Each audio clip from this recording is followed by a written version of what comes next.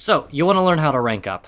Maybe you just hit yellow ranks and now things have started to get a little more serious now that you can lose elo. Or maybe you're on the opposite end and you're just hitting battle ruler and you want to know how you can take your game to the next level. Either way, the goal of this guide is to help anybody that's in blue ranks, early blue ranks, or lower. We're going to start with some easier, more beginner-friendly tips, and then as I go on, I'm going to give you 2 more tips that you can start applying as you start ranking up higher. The good news is, though, if you are in the higher ranks and you don't need some of these earlier stuff, everything's timestamped, so you can go through and look at all of the different tips that I have, or if you just want to see me apply everything that I've taught you, that's also going to be timestamped. If you guys want to see more content like this, please consider liking, subscribing, and commenting down below that you guys liked it and want to see more of this kind of stuff. I usually don't do tutorial-style content, but if you guys do like it and like how I'm able to talk about things, I'll consider doing more. So let's go ahead and not waste any time because I know you want to get into ranked and I want to get this video finished. So let's go for tip 1. Tip 1, very first thing that you should learn, frame traps. Frame traps are so important. And what are frame traps, you might ask? Well, frame traps, to put it specifically in this situation, is when you use a move, not that move, when you use a move that's plus on block enough that it guarantees another follow-up afterwards. So for instance, in this situation, forward 4 into down forward 2 is guaranteed. There's nothing they can do about it. Besides blocking, the only thing that they can do is get a jab out of it, and that doesn't really mean anything because jabs don't have counter hit properties. Now, you might have heard from somebody that frame traps aren't good or you shouldn't be using frame traps. Frame traps are not good, that is correct, but you should be using them absolutely. You might be saying, Avrix, why would you tell me to use something that's bad? That's because nobody knows about them. 9 times out of 10, if I do down forward 2, even though it's minus 12, most people don't punish it. And even if you get the most optimal punish, for Kazuya's for example, the most optimal punish you can get out of down forward 2 is back 1-2, which is 30 damage, I think, out of it. It's not that much. Some characters are different, some characters have more, but for the most part, it's not that much. It isn't the biggest of deals. Especially in low ranks, where most people don't really know exactly what they're even doing, let alone your frame traps. Setting up frame traps is absolutely perfect for shutting down super aggressive players. Now, obviously people will say that frame traps are really bad and you don't want to use frame traps in general. However, I would even argue that frame traps at high ranks are good. Not traditional frame traps, that is. If we go back to this example with the forward 4, right? If we do forward 4 into down forward 2, obviously, if this is a good player, they're not going to get hit by that, right? So what do we do instead? Well, if we see that every single time they're not pressing and they're just kind of waiting for us to do this thing so they can punish, what's stopping us from just doing a different move instead? It's not guaranteed, no, but it's still plenty enough to be able to get it done to where they're going to have to start pressing again. And then they become a 50-50. Because if they start pressing again, guess what? That works again. So it's all about conditioning your opponent to do something and then doing exactly the opposite of that. Obviously, every character has a different frame trap, so I highly suggest just looking up different frame traps for whatever character you're playing.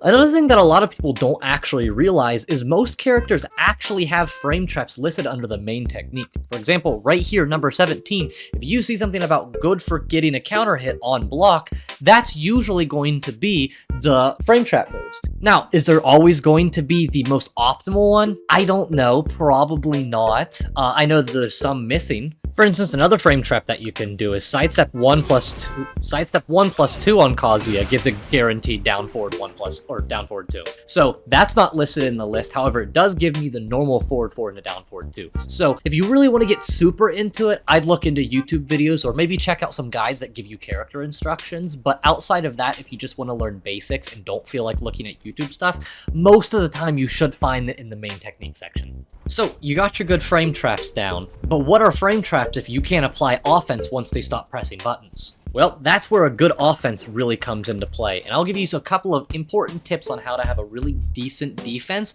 without doing too much. Even though Kazuya doesn't have a generic down forward 1, which is very unfortunate, I can't give the example, most characters' 1s and down forward 1s are going to be great poke tools.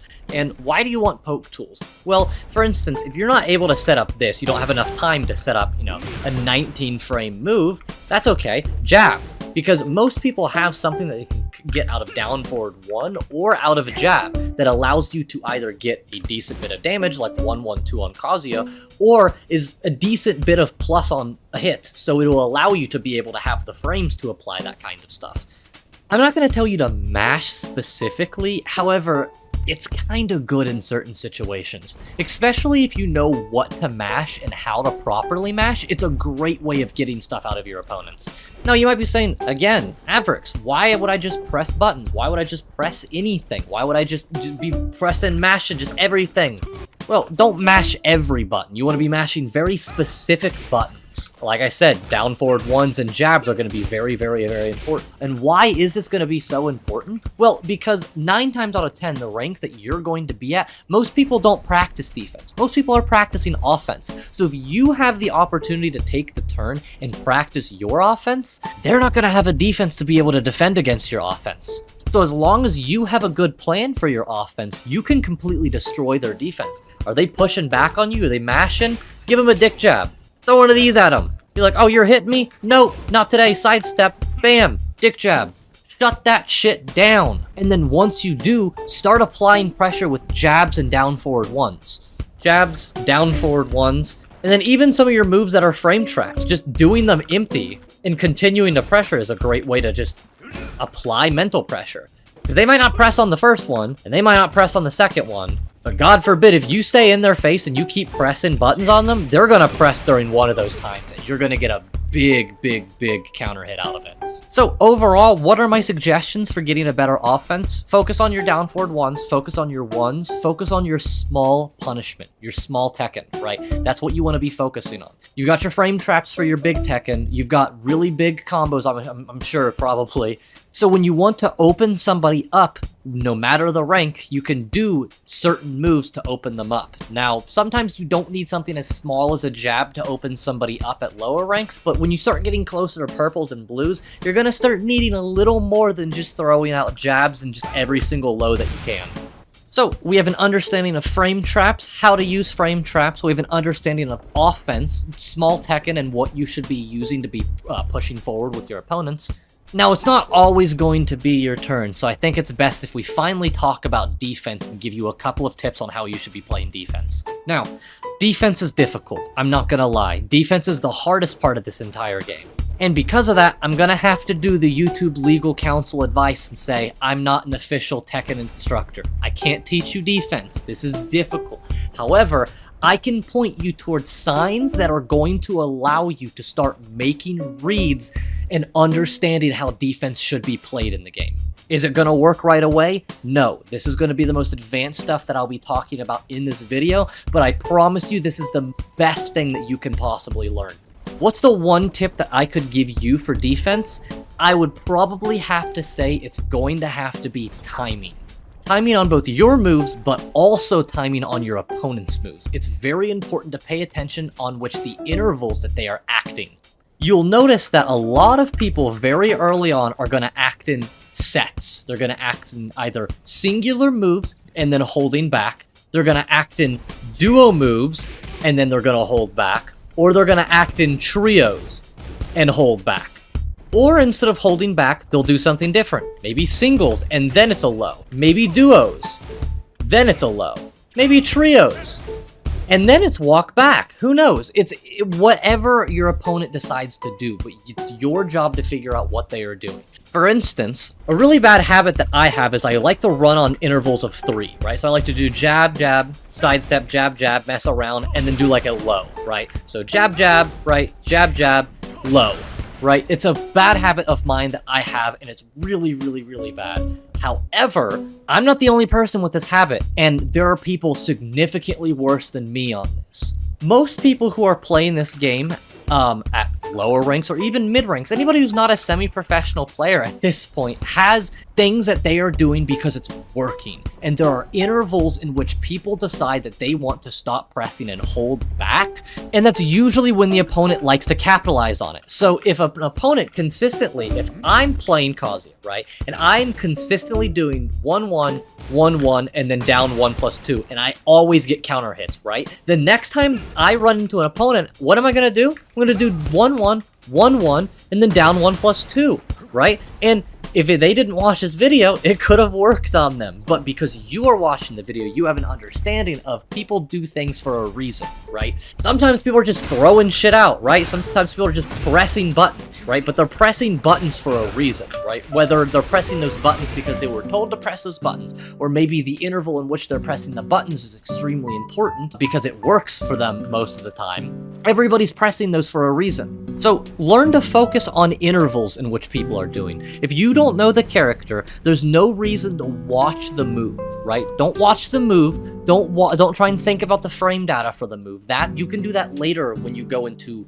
replays, right? You're in the moment. What do you want to do? Focus on their times, right? Are they pressing at every single time? Is it 1, 2, 3, punch? 1, 2, 3, punch. 1, 2, 3, punch. Are they doing stuff like this? Great example from a video that I had recently. I had a Dragunov player 3 rounds in a row. Every single time, as soon as the round would start, would sidewalk right, stop for after a little bit, and about 2 seconds in would just down forward 2. Every single time. And I could be like full screen all the way out here, or I could be like right here. And without fail, he would do it every single time. Even though he knows that like I'm all the way out here, there's no way that a down forward 2 is going to hit, right? There's no reason a down forward 2 out here. But he's doing it every single time because that's what works, and he's focusing on what's working, not what's actively going on in the match. So if you force your opponent to get out of that headspace of flowcharts, of running this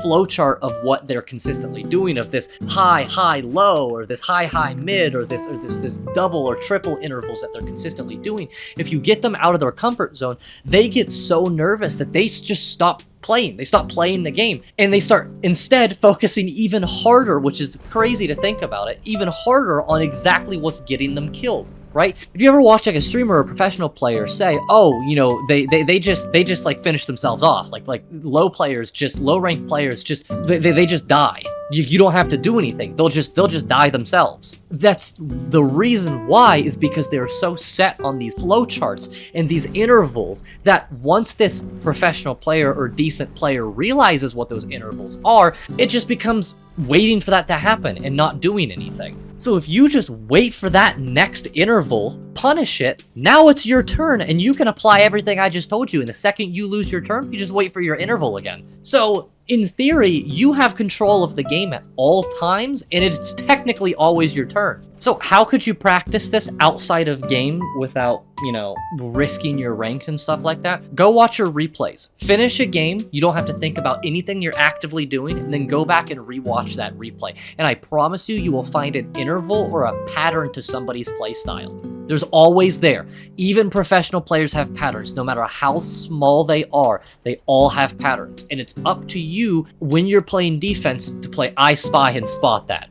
I spent a long time talking on that one because I believe that's truly one of the most important things that you can learn. But let's go ahead and get into a ranked game and see how it's actually developed and learned and done in an actual live scenario. Get ready for the next battle. Okay, Law, sweet. So this is a great example. The Vanquisher Law. I don't usually play against this character often. I think I played against this character once or twice, but usually Law players are pretty aggressive. So right off the bat, we're just gonna do down forward 2 and see what happens, right? Fight. Right? See how he didn't like punish it?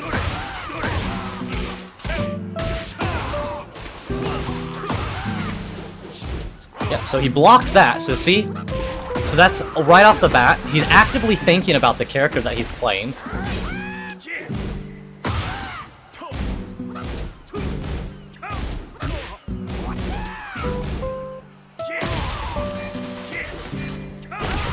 Okay, I was messing around a little bit. I shouldn't have. My bad.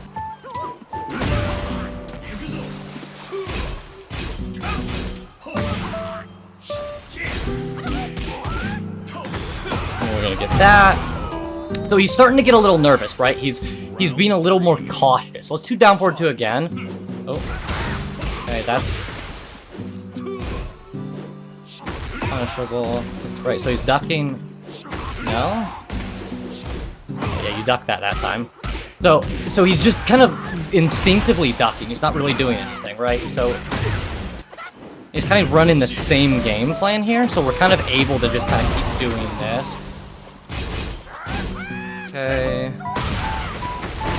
Cool. And then we get it just like that. See?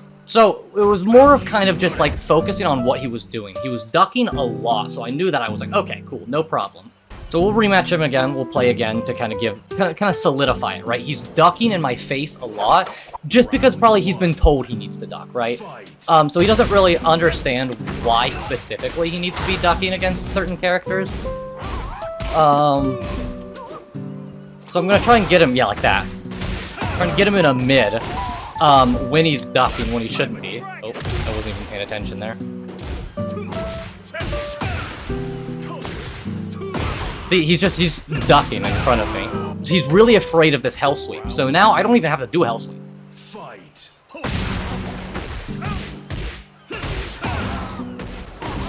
And he was standing up on that, so I'm gonna get that.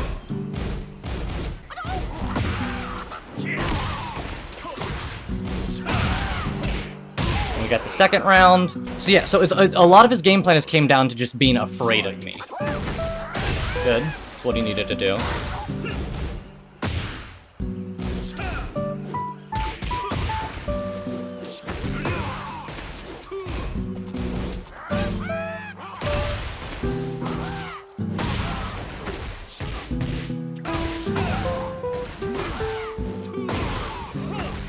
Yeah, so that's exactly what I thought was going to happen. As you can see, he tried to duck it because he thought the hell sweep was going to come again. So I knew that he's been looking for the hell sweeps. I don't know if he's been paying attention to everything else, but I know at the very minimum he's looking for the hell sweeps. So when I end my combo off with a hell sweep, if I do the exact opposite of a hell sweep, obviously it's going to hit him. Originally, I wanted a player who was a little more new at the game and didn't seem to understand characters that could, show frame traps and stuff like that. However, I'm kind of glad that I played against this guy. While it wasn't a traditional sense because I didn't think this guy was going to get hit by forward 4 into down forward 2, technically forward 4 into forward 3 is a frame trap because it is blockable. And it is guaranteed if they do certain things. So if we take that, like how I was ending my combos, I was doing like the axe kick downwards, and then he was like kicking him and flipping him. For those who don't know, Kasi is like moves. That was the frame trap at the end that I was using there. And when he started blocking it, as you can see, I switched instantly to doing hell sweep instead. And the second that I knew that he saw that hell sweep, I didn't even have to do it again for him to register, for me to know that he registered that I was doing a hell sweep, because I knew that he was so terrified of the hell sweep the entire time that the one move that he's paying attention for is the hell sweep. Everything else I was doing he wasn't really paying attention to, but it was the hell sweep he was looking. So I knew that if I set up a hell sweep there, that I could guaranteed a forward 3, or a forward 4. Jesus, I'm mixing up on the moves. Mix up instantly right off the bat. If you guys want to see more content like this, consider liking, subscribing, and commenting down below if this video helped you any. I really enjoyed making it. It's different from my other content, but it was fun, and if you guys want to see more content like this, I'm happy to do this kind of stuff. Until then, guys, good luck on the ranked grind. Let me know what rank you guys have gotten down below if this video has helped you, and I'll see you guys in the next one. Thanks.